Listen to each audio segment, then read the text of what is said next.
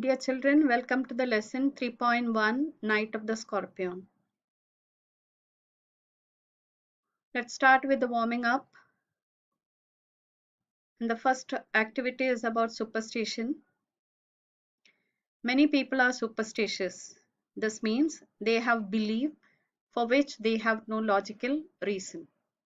For example, walking under a ladder brings bad luck. Let's see more examples. Smashing a mirror. People believe smashing a mirror brings 7 years of bad luck. A cat crossing one's way or path. They think the work gets delayed or never happens.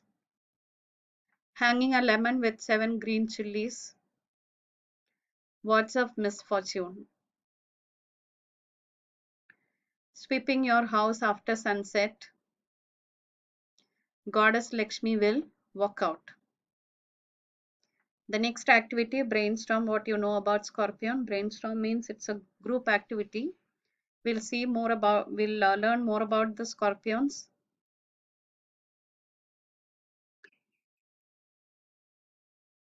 Where they live.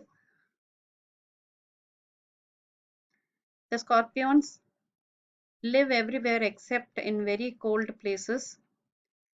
They hide under logs, rocks, burrows, and heap of garbage.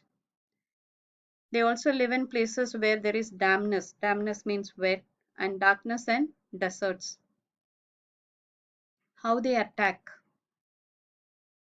They usually sting their victim and inject the venom into their bodies in a flash. The poison is in their tails. Scorpions do not go out looking for food.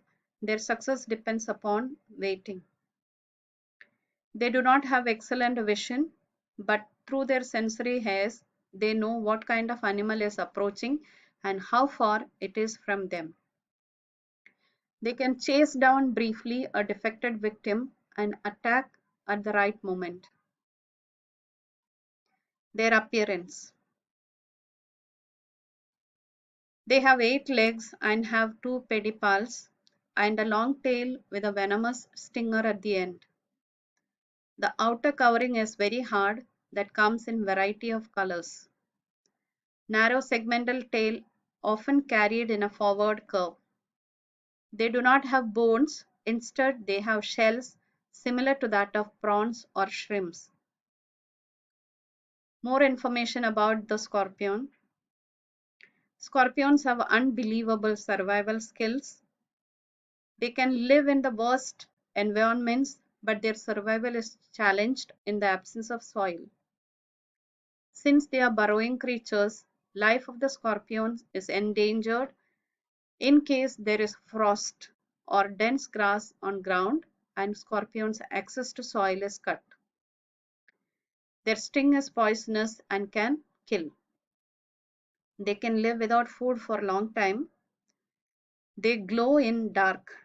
Students keep this point in mind. They glow in dark. Something about the poet.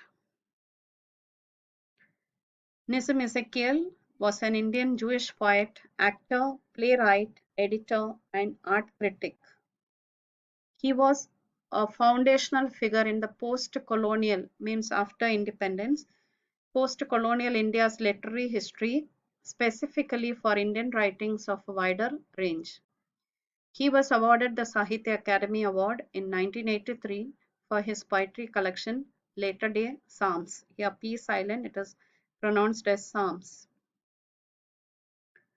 About the poem, the poet touchingly communicates his childhood experience and he describes a mother's selfless love for her children despite having been bitten by a scorpion herself and narrowly escaping death. She is thankful to God for sparing her children. The poem captures the essence of rural India with its superstitions and simplicity. It has a battle of ideas fought at night between good and evil, darkness and light, rationalism and blind faith. Let's see the poem. I remember the night my mother was stung by a scorpion. Here, I refers to the poet. So he remembers the night when his mother was bitten or stung by a scorpion. Next line. 10 hours of steady rain had driven him crawl beneath a sack of rice. It had been raining continuously for 10 hours. Probably to avoid getting wet in the rain, the scorpion was forced to take shelter inside the poet's house and hid under the sack of rice. Here, the scorpion is referred as him and not it. The poisonous scorpion who dares to sting a woman in the darkness could only be the devil in disguise, and devils are considered close to humans or at least possessing human characteristics. So the scorpion is personified throughout the poem. See the next answer. Parting with his poison, flash of diabolic tail in the dark room, he risked the rain again. We'll see the first and third line together. Parting with his poison, he risked the rain again. Means after biting the poet's mother, the scorpion took a risk and it went out in the rain again. Okay. Now see the middle line. Flash of diabolic tail in the dark room. Here the word flash, it has two meaning. One is the scorpion's glow in the darkness. So one could see the glow of the devilish tail in the darkness. And other meaning is sudden click of light. Actually, here the poet emphasizes the speed with which the scorpion bit or bite the lady. Means here it means in a fraction of second it parted its poison. Very fast it bit the lady. And the tail is referred to as diabolic. Diabolic means extremely wicked or cruel or evil, because it inflicted a painful sting which caused terrible pain to the poet's mother. So after biting the poet's mother, the scorpion took the risk and went out of the house again. The next stanza. The peasants came like swarms of flies and buzzed the name of God 100 times to paralyze the evil. The peasants means the villagers came like swarms of flies. Swarms of flies means in large numbers, and buzzed the name of God means they chanted or repeated the name of God 100 times. Why? Because to paralyze the evil one means to stop the movement of the evil one. Here evil one means the scorpion. Here this stanza depicts the typical rural atmosphere where the villagers come rushing in on hearing some news. And once again, you must have seen evil one is written with a capital letter, just like how we write God with capital letter. See the next stanza. With candles and with lanterns, throwing giant scorpion shadows on the mud-baked walls, they searched for him. He was not found. They clicked their tongues. With every movement that the scorpion made us poison, moved in mother's blood, they said.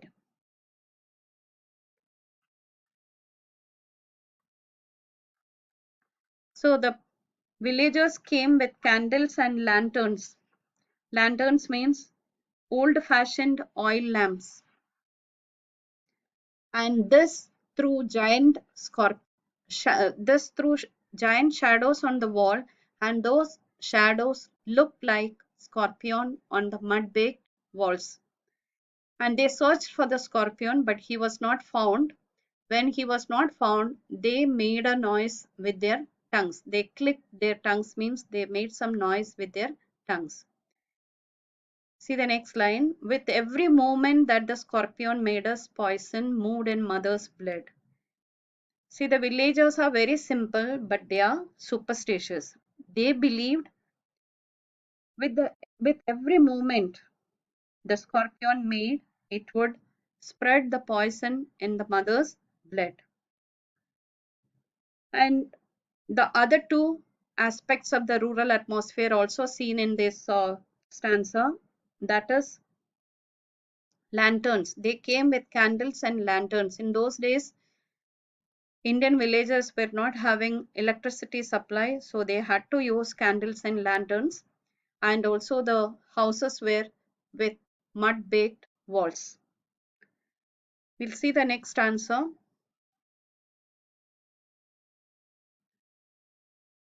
This stanza, the villagers are giving a positive turn to the situation by telling so many things to pacify the poet's mother. May he sit still, they said. May the sins of your previous birth be burned away tonight, they said. May your suffering decrease the misfortunes of your next birth, they said.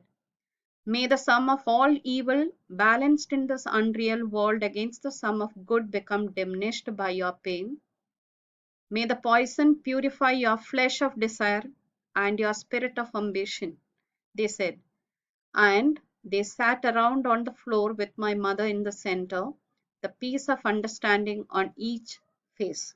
So, as I said, they are giving a positive turn to the situation now when they did not find the scorpion. They said they believed that the poison in the mother's blood would move if the scorpion moves. So they wanted the scorpion to sit still in one place. May the sins of your previous birth be burned away tonight, they said. They believed the sins of our previous birth will be burned away or will be forgiven because of the suffering what she is undergoing now. Next line, may your suffering decrease the misfortunes of your next birth, they said. So they believed even if she dies, the suffering what she is undergoing now will reduce the misfortunes in her next birth. May the sum of all evil balanced in this unreal world against the sum of good become diminished by your pain. So because of the suffering and pain, the effect of evil will be diminished. That's what they believed. Unreal world means this world, and the real world is God's world. Okay. May the poison purify your flesh of desire and your spirit of ambition, they said. Flesh of desire means the physical desires, all the luxuries that we enjoy, and spirit of ambition means strong mental desires. In other words, we can say desire, either physical or mental, it is used negatively. And you must have studied or you must have heard in lower classes the teachings of Gautam Buddha, where he says desire is the root cause of all the sufferings in this world. So here the villagers believe her suffering or pain due to the scorpion bite would cleanse or clear her soul and kill the desire which causes all suffering in this world.